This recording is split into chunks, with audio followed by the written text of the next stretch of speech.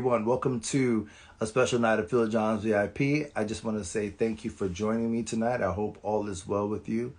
Um, there's a lot of things going on in the world today. A lot of things that people are praying for, a lot of things that people are concerned about, especially with the war in Palestine and Israel. And I'm praying for both and just peace in that area. SAG-AFTRA is still on strike, and we are still trying to push through it. So again, there's a lot of things that people are dealing with, and there's a lot of things that are still on the table that we have yet to come to an agreement about. But tonight is a special night because tonight I want to take the time to honor and to acknowledge those who are survivors of domestic violence. October, along with other great causes, is also Domestic Violence Awareness Month. And I'm bringing on a young lady who I've known for many, many, many years, a very close and dear friend. Thank you, Maurice, brother Maurice Lochner. Thank you so much. Congratulations on the show that you're on. It's amazing. Continue to push and fight, brother. We in this together. So this young lady that I'm going to bring on, I've known for a very long time. Very good friend of mine. She's an actress. She's a producer. She's a writer, and she's also an author of a book, Shift Happens, that is on Amazon. And we'll talk a little bit more about that, as well as her being a domestic violence survivor. And we're going to talk about her journey from the industry to, how overcoming her circumstances and where she is now in life after, because everything that we go through in this life is seasonal. Everything has a start date and an end date. Though it seems like it may be forever, everything have a season. We have good seasons and we have bad seasons. And I just think that it warms my heart every time I'm able to get on here and talk about all of the triumphs and the people who have overcome situations. So without further ado, I would love to bring her on. Valeta Sutton is coming to Phil John's VIP. Here we go. Let's bring her in.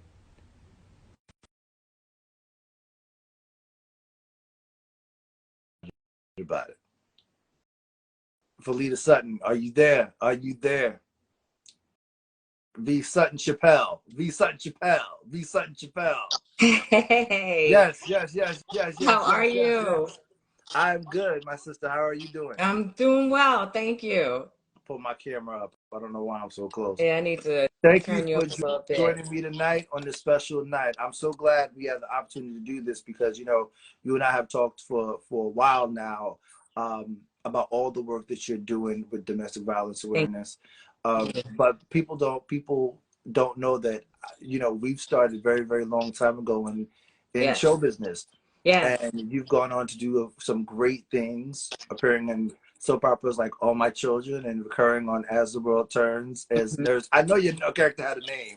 It was Nurse, and I can't Yeah, I remember. nursed somebody. I got to go back to and figure that out. But yes. and life is taking you through things, and now you have the production company Sutton-Belle Yeah. Productions, as well as a book, as well as a Co-author. book called Shift Yes. Happens, and also an advocate for women and I'm sure men as well Yeah. of domestic violence. So just get into where it all began for you and what kind of pushed you into the direction that you are now currently operating in. Right. Well, you kind of opened it for me. You talked about like the great things that people know about me, the acting, the journey of really leaving my corporate job and coming to New York and pursuing my dreams. The co-author of the book that really led to that journey of going and leaping into your life. And so I had all these drives, and then life switches. But you wouldn't know that I'm a survivor of domestic violence if you looked at me, if you saw me during that time. And I think it's important, and I thank you for kind of giving this avenue to discuss this, because the journey that we'll talk about today, God placed inside of me once I got out of that, that I had to be a voice for the voiceless. These women who are professional women, who are in your church, who are in your sororities, who are just walking down the street, parents, soccer moms, that you can't tell what's going on in the outside because they still keep it pretty, but it's what's going on inside behind those doors. And it takes a village to get you out. You know, I think about you, Phil, and we'll talk about this because you went through that journey with me. And it's not only me, but it touches family members, it touched friends. I had to kind of educate myself on what I was going through at the time. And it really all plays out, to kind of take you back to history. You heard about generational curses. Yes. So I'm not going to say a family had a curse, but I will say. Now, when you say curse, explain that, because it's not like witchcraft. It's not. So you think about, I want to say generational traumas. That makes more sense to people. So when I talk about that, I reflect on what I saw in my family and what I saw some of the women in my family go through. Very close to me. So it's sometimes dealing with all types of emotional, physical, mental abuse, staying in those relationships. And many women have stayed to support their families, make sure there's a cohesive family unit, what that looks like. When really I started seeing things, and I'm not talking about, I love my parents, but I know everything wasn't always perfect. And I know family members and friends' family, you see things. And unfortunately, sometimes that becomes a norm because it was acceptable and that's what you saw. So I think during my lifetime, as I grew up in relationships, I wasn't really sure if I would be successful because my parents, at first I saw some things along the way. Successful in relationships, not successful in professional. Oh, yeah. No. Professional, go-getter, I had that going on until one day, and we'll talk about that. But when it came to relationships, and this is mindset, and you think about, and we'll talk about how I kind of got out of mindset, but yeah, I didn't really see that being a young child of divorce, multiple relationships, and then what I saw early on inside of just my family and friends that became the norm. I'm like, I don't know, but if that's the norm, then okay, I'll deal with that. I'll stay if he's not treating me well. I'll keep on trying, or go through like that abuse. Right. So, that led to a time where then I was doing it. We met at a time I was go-getting and, relationship. Oh, you're not with me, you're out. But slowly time changed. And you can think about time like, remember that time when like you lost your grandma? I lost my dad. And I didn't have a cohesive network. I had friends like you, but when I had like that person I knew would protect me, my daddy, when he left, I started feeling like I didn't have that protector.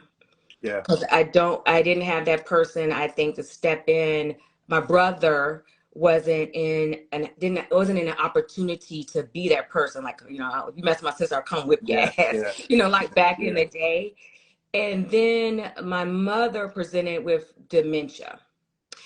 And I was in my 40s at that time. So in my 40s, had already caregived, lost my father, caregiving for my mother, not married, no kids. I still think I'm great, but in the inside too, it's like, I think I just need some help, right? Or gosh, everybody has kids and are married, or if I get support, somebody can help me, my mom, I just need that help. And so you get people come in, but you got to understand what narcissism is, right? So met this gentleman, swooped in and came in quick. Gifts, presents, gifts and presents, and then trips. And oh, you're everything. I want you to be with me. And I'm thinking, God, I haven't had this type of attention. Oh, you really? Oh, you want to be with me? Like, okay, we could do this. Oh, you want to help with my mom too?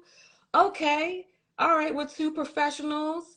Let's do this. So I kind of got sucked in, but I was at a down point.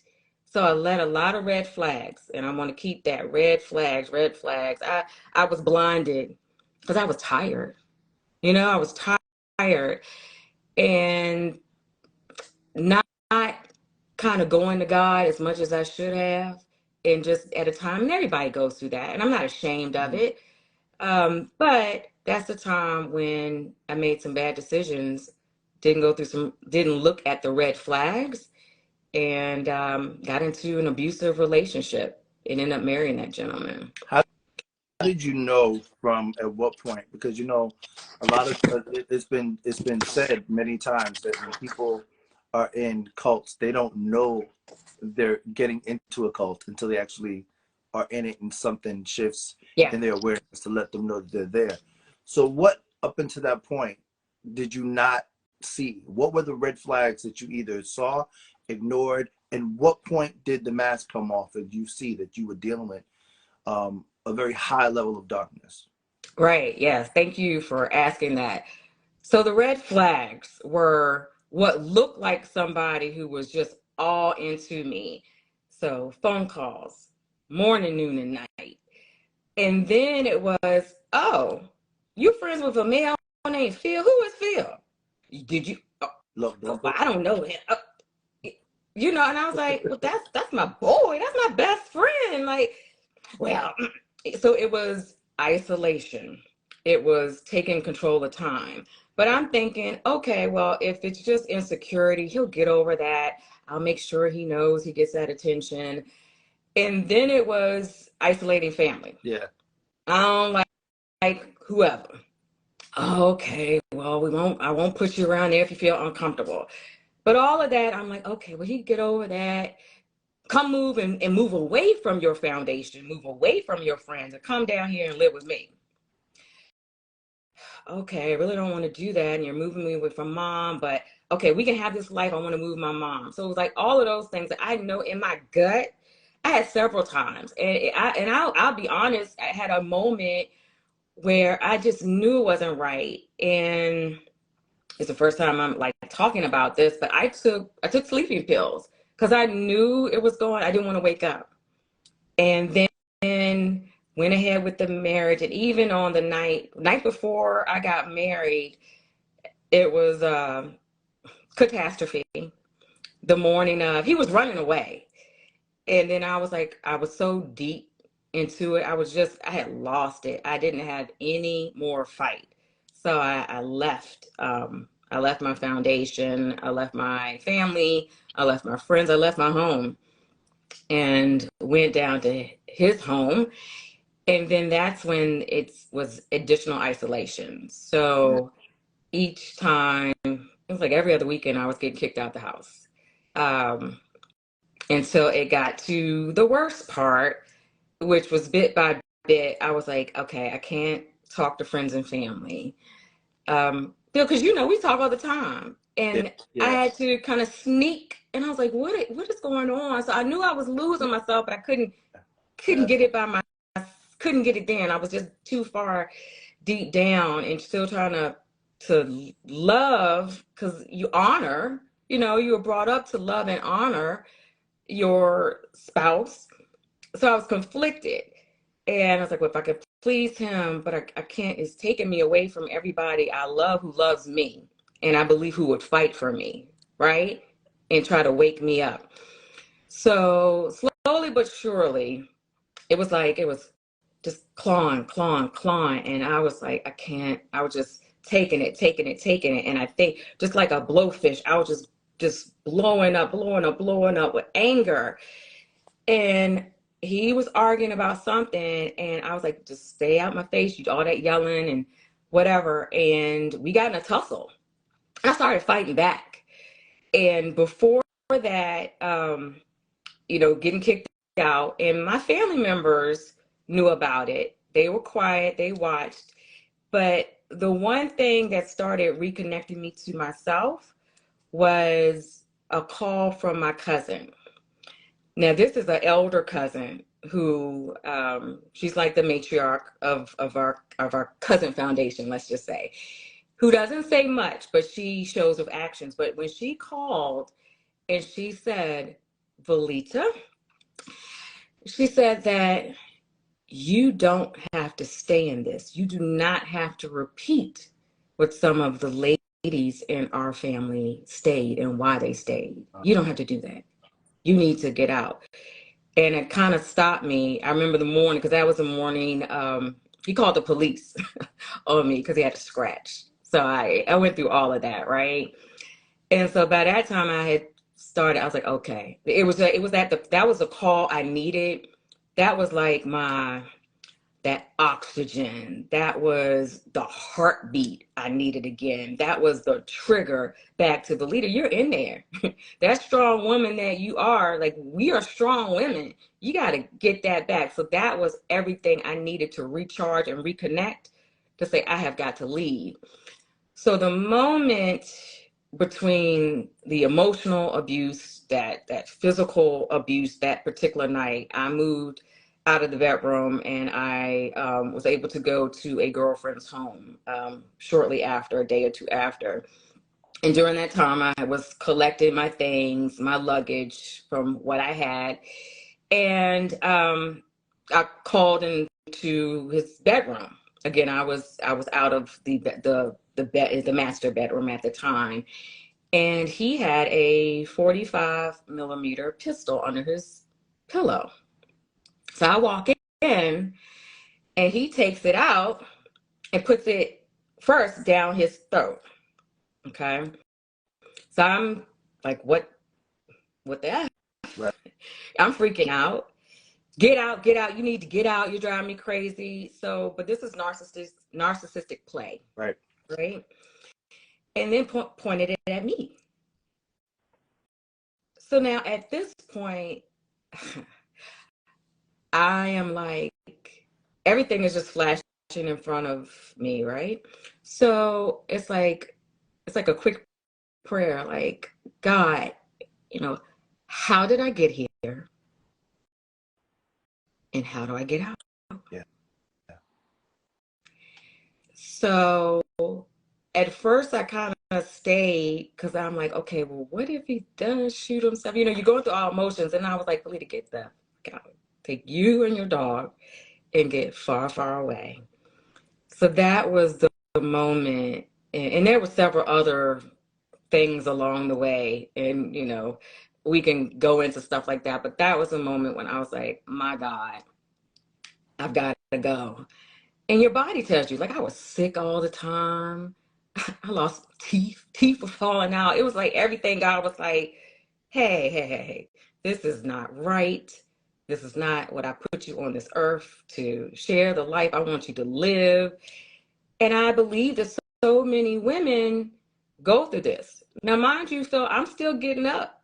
I'm putting on my face. I'm putting on clothes. I put a little foundation on a bruise here and there. And I still was going out, smiling, pretending. I talked to you, and it was like, hey, Phil, all's good, all's well. And you're like, on the other line, V, girl, Yo, what's up? my intuition is pretty sharp. Yes, and you were on it. And, many times, we had a little tear-jerking moment there, because my friends knew. They'd be like, what is going on? But Yeah. it kind of reminds me again of kind of like what cult leaders do. Yes. It starts out great. Oh, yeah. The idea and the concept is great. Yes. But then you begin to start to isolate the members. Mm-hmm. Right? And you get them to trust and follow you until you get them in the place of isolation, and then you just kind of Yeah. remove the mask and Yes. kind of you know you see the almost you come face to face with the devil. Oh, no doubt. No You doubt know, about it. No doubt it's about it. interesting to me though, because I feel like we always talk about women in domestic abusive situations, Hmm. and the fact that he pulled the gun out was just, to me, was um um just seems to be a little bit just psychotic to me. There was something he was Oh, battling yeah. within himself. But a lot of men who are in those situations don't tell. They don't come out and say, I'm in a situation where a woman is abusing me. I'm in Oh, a situation where, this person, I remember years ago in the 80s, um, how they would always come out with these made for TV movies. And I mm-hmm. remember one um, that said "Men Don't Tell." I remember watching. I'm going to find that. I'm gonna find it. I'm gonna post it. Yeah. But there was a made-for-TV movie called "Men Don't Tell," and this is about this man who was being abused to his wife, and he had the hardest time because nobody believed him. Yeah, that's so true. I mean, I've done a lot of research. Clearly, this walk in this journey took me to start a documentary on that, and we'll talk about that and coming up. Yeah, But in that time, of course, there were men, and I looked at articles and videos and even talk to people because part of my research was a detective. Now he was in a different time with looking at that domestic abuse and domestic violence back then, went into homicide, but he said it was on both cases. And many times, both men and women, they would pick up the phone and call, right? To say, hey, whatever's going on, I'm being abused. But both men and women, they, most time, the first time, even the second time, they wouldn't put any charges against. And that was so the why one thing. do you think that is? Why do you think, and what is the difference between the men and the women who don't tell? Right. So I'll speak from the women perspective when I talk to my friend who is Detective Spencer Harris. So he's in the documentary. He said many times it's that same control mindset. So for the women part is they'll go back, honey, I won't do it again. So they believe them and they don't want to put them in jail. And think about it. People that's people who aren't in my situation financially, who's probably the breadwinner? The Yeah. male. Okay, if they have kids, how are they going to survive with kids? But he said the problem is that once they get the women out of the situation and take them in to see, hey, do you need to go to assistance, a shelter? They don't do it. Those are the ones who, if it's a second or third time, those are where the homicides come in. That's the unfortunate part. Yeah. And that, that just takes you, it's like, I am God blessed to be here because there's so many women who are not here to share this type of story. The men is really just what you said. It is the shame of it all. Because I mean, think about when you're on the playground and you are playing tag and somebody hit you too hard. Well, we might be crying, you might cry, but are you really, you would go back and tell them, but as a man, are you going to be like, she hit me too hard? Right. You're not going to do that. And women are just as narcissistic as men. Right. So it's the same story. Right. It's the same story. I mean, I'm an ID fan. I've actually been in some of those tapings and recordings and episodes. So I That, love, I mean, that it just interests investigated me by in a the, freaky yeah. way. But it's both sides. It's both sides, Phil. And it hurts my heart every time I think about what could have happened that night. Could I be here today talking to you? So let me ask you, what was it that said, now I want to become an advocate for other people? Right. I went through a show, a slow shame. So I came back to my home. I kept my property, thank God. And I had just the clothes on my back, my dog. I had, I guess, like 2 pieces of luggage with clothes and air bed and a table and chair. And I sat in that house, and I was so ashamed because I'm like, I'm Valeta Sutton, my family, on both sides, I'm somebody, I feel like, and people know me a certain way, and I carry myself, and I was so ashamed. But in sitting in that silence, I knew, one, I had to tell people, I had to reconnect with my friends and my support system. But in that silence, as I had to figure out, one, I needed therapy and got it. I didn't have a job, so I had to sit in that. But I want to say God, my angels, whoever spoke to me and said, you have got to share this story. And I think I went through a couple phases. I think at first it's like, I need to tell the world about him. That was my anger phase. And I was like, no, that's not it. And I was like, but I gotta speak on it. I didn't, and it, the words and the voice just kept on. And I was like, no, I can't do that. That's not who I am. And I'm changing myself. I'm reconnecting with who I am. And so then it was like, I thought about the beautiful women in my family.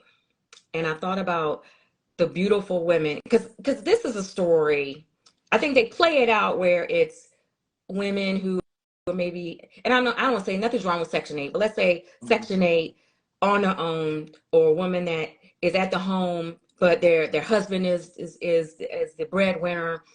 I didn't look like any of that. That's not my story. But my story connected me to my girlfriend, Nicole Martinez, who is a professional, a licensed therapist with her own business. That happened to her. I think about my mother. I think about some family friends. So we looked like we had it going on. So I was like, I got to talk about the professional woman who hides behind her mask and is going through this, who can most often keep quiet, and some of them don't make it through. Not just the people we see that may be, out and can't do for themselves, or they feel that they're not protected, or feel like they can't make it without the man, so they go through that. That's not our story. Our story, our vision, what we look like is different. And so that made me say, what gifts do you have? God, what did you put upon me? So I was like, okay, you're a storyteller, you're an actress. I'm not acting, but I was like, well, I can produce something. I can somehow tell my story. And then in talking to people, once I started talking, it's like, oh, you went through that? Yeah. Oh, Yeah. girl, you went through that too? Oh, he went through that? Oh, and then it's like, oh, like Mary B. Morrison, which is a good friend, have worked with her, New York, best times selling author. And I work with her like in Essence and interviewing. So I've been with her for years. And that's her story. And she talks about it on her page. So when I asked her, I said, Mary, will you share your story? And she was like, sure. So when I had these powerful, engaging, articulate women come up, and they I were just had like, thank you, Jacqueline Manconi. I appreciate you oh, logging on. She said you never know what others are going through behind closed doors. exactly. That is, thank you, Jacqueline. So that is exactly that story. So that's when I was like, who can I sit down? And of course, I couldn't do everybody, but for women of color, and men are involved as well, how can we tell our stories to touch to a sorority sister, somebody in your church, somebody who you work beside? How can you touch them so they can relate to you and say, oh, okay, I can speak to somebody. I need guidance. I need to get out of the situation. So that's all how it came about. And I started interviewing. And it's been a labor of love. And we are in the editing phase now. So life happened in between, but I started this a long time ago. And I think that was my healing journey as well. And I was going through my own therapy thanks to Rise 360, Erica Wigley. So she supported me on that reconnection journey and to release that bad energy. right? To release that. Why, how did I get here and how do I get out? That phase. So that's why that came about. And then I had all these people like, I will help you. What do you need? So like I had my best friend came in. She actually interviewed me. So I tell my story on it. I had my big brother, Richard Montgomery, who is, director, producer. He's like, what do you need? Let me help produce this. Yes. Gil, you and I Yeah. talked several times on the phone. Like, what do I need to do? How do I need to do this? So this is a labor of love, and we look for it to be out there by summer of 2024 as a must see. And, just hoping that if I could touch 5 people, if I could touch whoever with this story and saying, well, if she can talk about it, if she had the courage to get through it, then maybe I can get through it too, What was the reception? What was some of the responses from people that surprised you while you were going through the information gathering for the documentary? Um, I think, everybody knows, well, everybody might not know. So it's 1 in 4. 1 in 4. Think about that. 1 in 4 women that have gone through some type of domestic violence. And that really hit home because I'm like, you don't think about that. But then when you start talking to people, it's like, okay, damn, okay, that's your story. That was your story, and you were married, and you went through this. You had a kid, Yeah. but you looked beautiful the whole time, and I saw you together, and then that's mine. So you add that up over a year, that's millions of people. And and then I thought about some of the videos and some of the things that I heard like from the detective and his stories. And most of the time, like he shared with me, they start out coming out, but these women were then killed. So it was so many different things, and they're the different levels. So never think that you just gotta be hit to be going through abuse. Yeah. So all of the emotional, mental, physical, verbal, that was kind of a keen awareness to me as far as, okay, hell, if I add that up, we ain't fight all the time. In the end, it happened. But it was complete verbal and mental abuse the whole time. I'm reminded of it. You were talking. I'm very nostalgic, so if I go back to the '80s, please don't hold it against me. But Nancy McKeon did a movie, made for television movie, and it was a true story. I know the character name was Tracy. I'm gonna find it again. I'm gonna send it to you. But I remember watching that movie, and that was probably the well, no, I take that back. There were 2, right? Mm-hmm. It was the one with Nancy McKeon where she was it was her husband, and they had children together, and she kept trying to get away, and she wanted to get protection, but she was unable to do that. And it's like wherever she moved, he followed her and then found her, and then it got crazy. And she went to a level of abuse where it physically handicapped her, the amount of abuse that she took. And it's a true story. My mind, so I'm gonna send it to you. And also, I remember the burning bed, and this was Farrah Fawcett. Okay.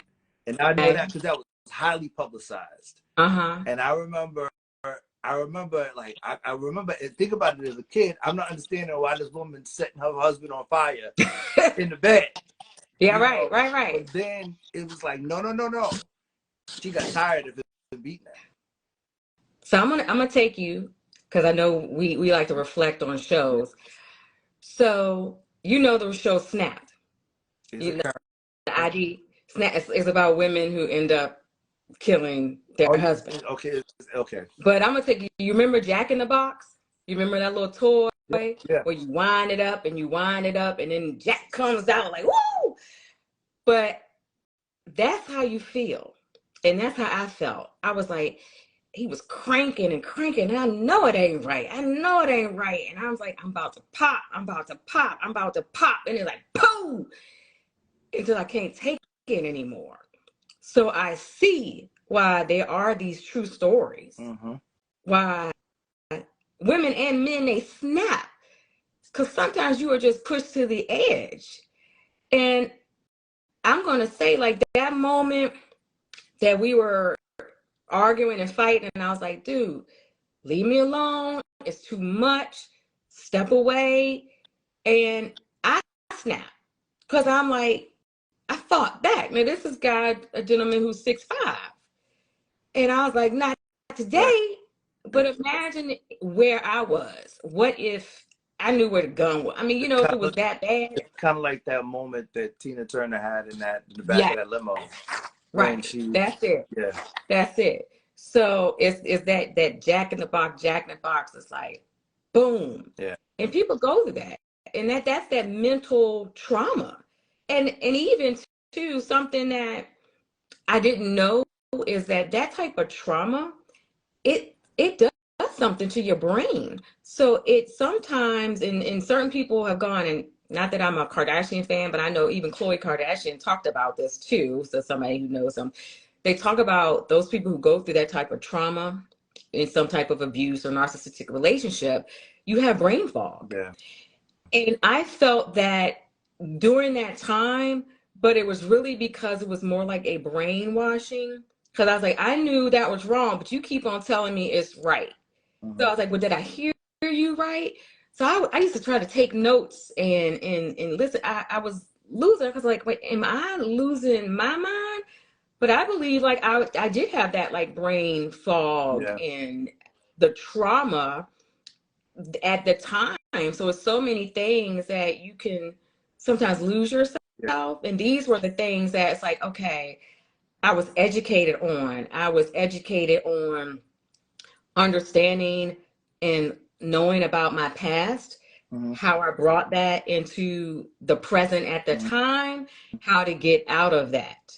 So the skills, I am a true advocate of therapy, seeking therapy, going through all the motions of journaling, meditation. I mean, if I could learn about it, if it was suggested, I did it because I knew for me, I wasn't going to be the victim.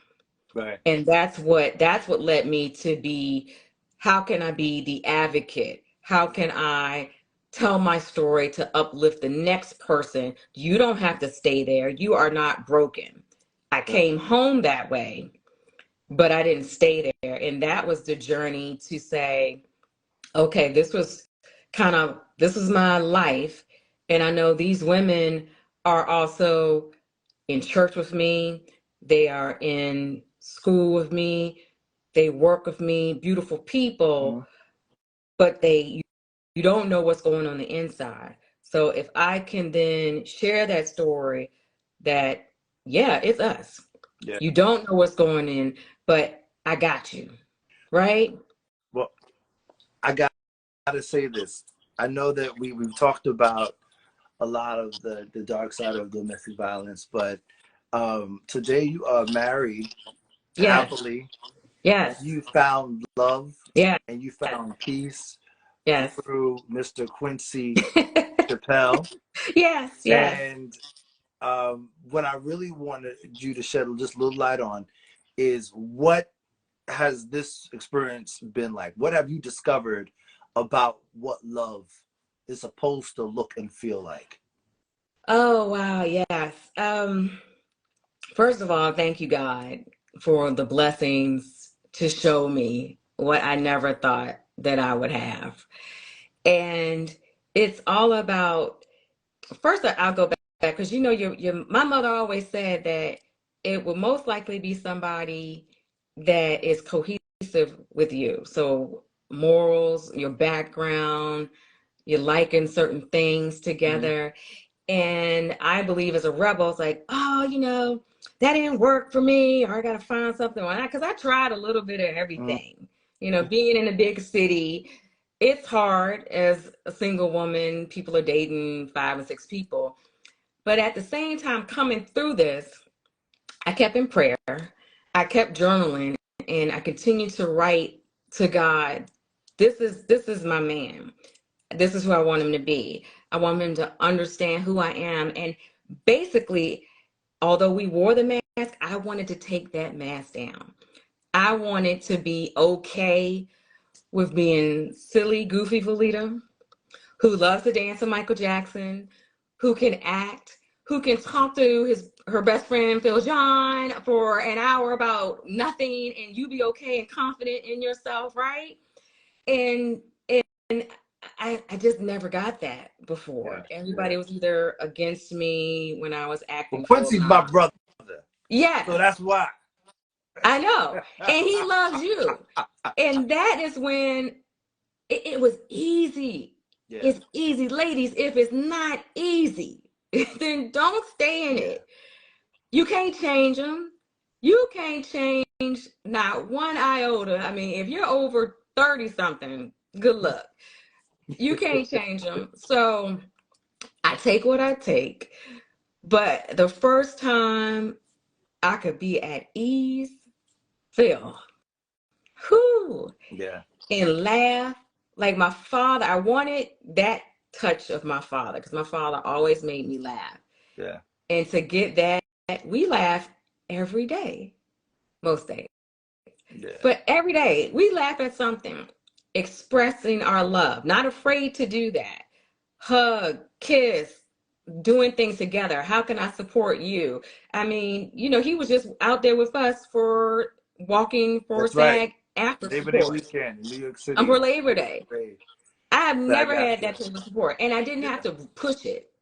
Yeah. I'll tell a crazy story really quickly. I know our time is short. So I went to, after I left and when I got back home and kind of recentered myself. So I went to a trip to Vegas with some girlfriends. And I haven't really shared this story, so don't get freaked out. You may remember this or not. And so part of that was around my birthday.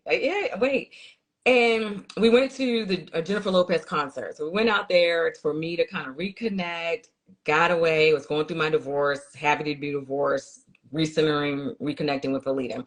We got massages. So I went and I had this masseuse and, you know, face down, going through everything. And she was kind of like penetrating around my body. And I was like, oh, what are you doing? And she's like, oh, well, you have different vibrations, kind of like a Reiki almost. And I was like, this is a different massage. I was like, well, you know, because I like to talk to my masseuse. And I was like, can you share with me, like, well, what is going on? And she said, well, are you open to a more spiritual connection I can share with you? And I was like, well, sure. So she told me a lot of things, like my father was there in the room and he spoke that he was really sad that I was going through what I was going through. My grandmother was there and she said something that I have never forgotten. She told me, she said, you went through that talking about my dealings with my ex. He said, you've been through that. He has mommy issues. You weren't the first. You won't be the last. Actually, I was the fourth, and we didn't get to talk about that. But I was the fourth person who he had traumatized along the way. But what she said was that you will meet your soulmate, and he will be somebody that you already know. So I'm thinking, well, who is that? So I'm going back to like in DC. I was like, it can't be that because I remember why I broke up with him. Right. But I'm thinking and thinking, and so lo and behold, you know, God works in mysterious ways. Not when you want him to, but in time when he wants to. Amen. So again, you never know who's watching. So I think I probably was posting uplifted things, you know, going through my whole journey, and people were watching. Quincy was watching.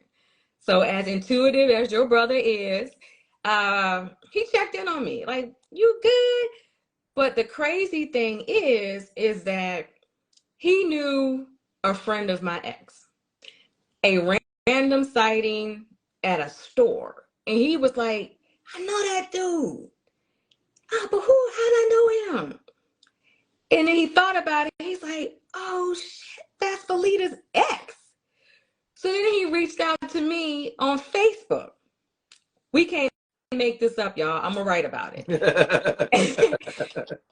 And I'm in a good place, doing me, reconnecting, and I'm like, hey, what's up? So that was my person. That ended up being my person. And then from the day we connected, every day since, we were together. So that was my person. That was that lady, whoever she is. She probably was an angel. I don't know. But it's like I went through a storm, and thank God I came out with the rainbow. And so I say to anybody watching or who will see this after that, don't ever, no matter what you've been through, don't ever give up on love, because I am a testament. And that's part of the Yeah. story too that I want to continue to share, Yeah. is that I could have been, I could have said, forget that, forget this. Yeah. I don't want to deal with no man. I could have been, and my father always said, don't bring whatever energy you dealt with, pain and trauma, into the next relationship. So I always hear him in my mind, but God willing, that is my story, and it's a crazy one. Yeah. But I believe it's one to go down in the books. And then, like I say, if I can uplift one person to say, you may be down, but you are not broken, What do sis, you know bruh, about whoever. what do you know about relationships now, um, that you thought you knew years ago? I thought, again, from this is what I would change from what little V thought to big V, Mm-hmm. is that one, you don't have to stay if it's not right. You don't have to go over and beyond to try to prove your love to somebody. You're better than that. So if it ain't right, they get the boot. But What advice would you give your 19-year-old self? oh man, my 19-year-old self, I would say it's okay to take the journey. I have a picture. I don't know if you can see this. I keep this on my desk. So this is about like a 8-year-old Valeta. It's my Easter picture. Mm-hmm.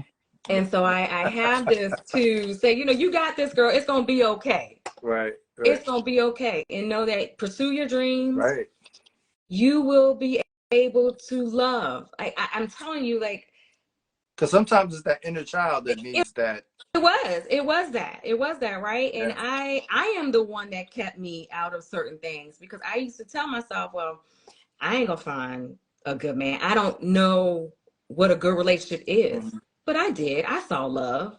I put that. So I would take that away from Valeta's vernacular back then. Mm-hmm. Even though, my dad was married 3 times. My mom tried again. It didn't work out. And I loved them so. But I remember that I would talk to my mom and I tried to get guidance. And some people, she was a person too. She's like, Valeta, I can't give you guidance because I never got it right. And I had to pause. Wow. And I was like, but mommy. But then I had to give her grace. And so she was a human just like me. And she tried, she raised us well. She was uplifted her community, her sorority. But that was still her trauma. So I didn't have to carry her trauma, anybody I saw, my family's trauma, and to say it's gonna be okay. Like, you can make your story. What would you like your legacy to be? Oh man, I would love my legacy to continue to stay resilient. And so, although I don't have children, so my babies will be this documentary. My babies will hopefully be foundations for women.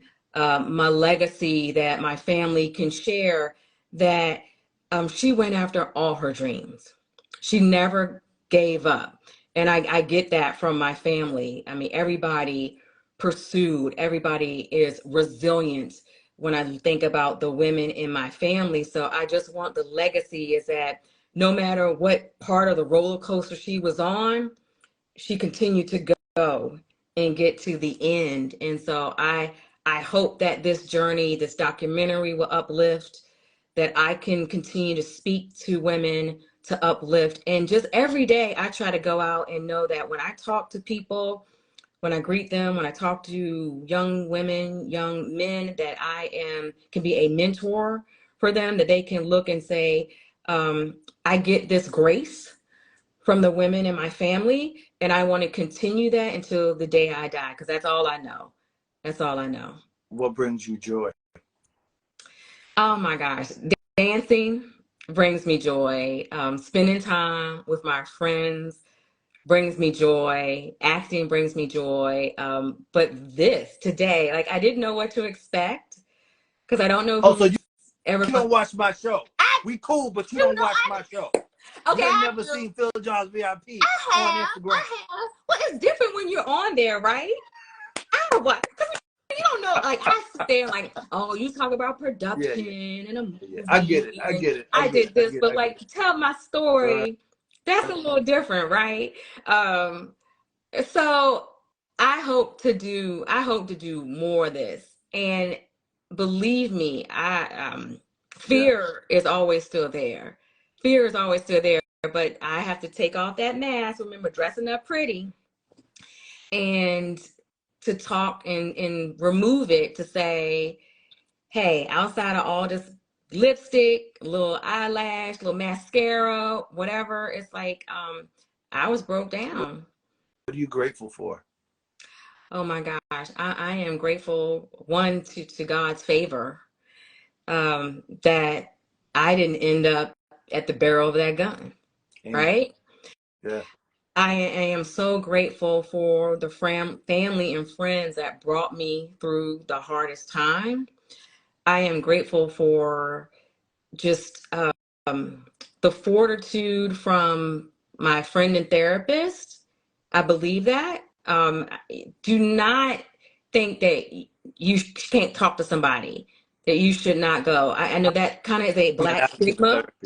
I'm very heavy into that, and I will tell anybody. I'm not ashamed to tell people I went through therapy when I lost my father. I wasn't prepared for that. And then I went through therapy. I stayed in therapy, certainly went through therapy after going and leaving through this trauma. So it's so many things. And then I'm grateful for second chances, because I still believed in love. I never stopped believing that one day I would know what true love felt like. And I believe that as long as I still have vision from God that's guided me through thinking of these things, thinking of these concepts, talking to people like yourself, like how can I continue to give? How can I continue to, again, have a legacy, leave a legacy? Then that is what I will do and what I will focus on.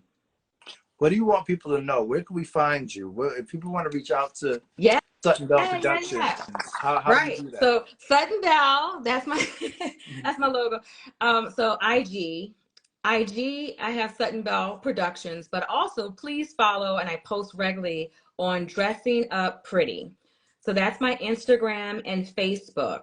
To go and see my trailer, you can go to www.DressingUpPretty.com.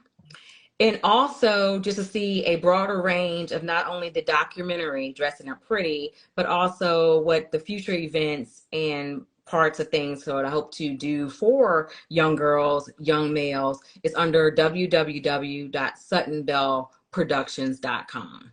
And all of those things will be posted underneath the video. And I want to say one thing, because I always want to have this number, Phil. So just remember the national hotline for domestic abuse, 24/7.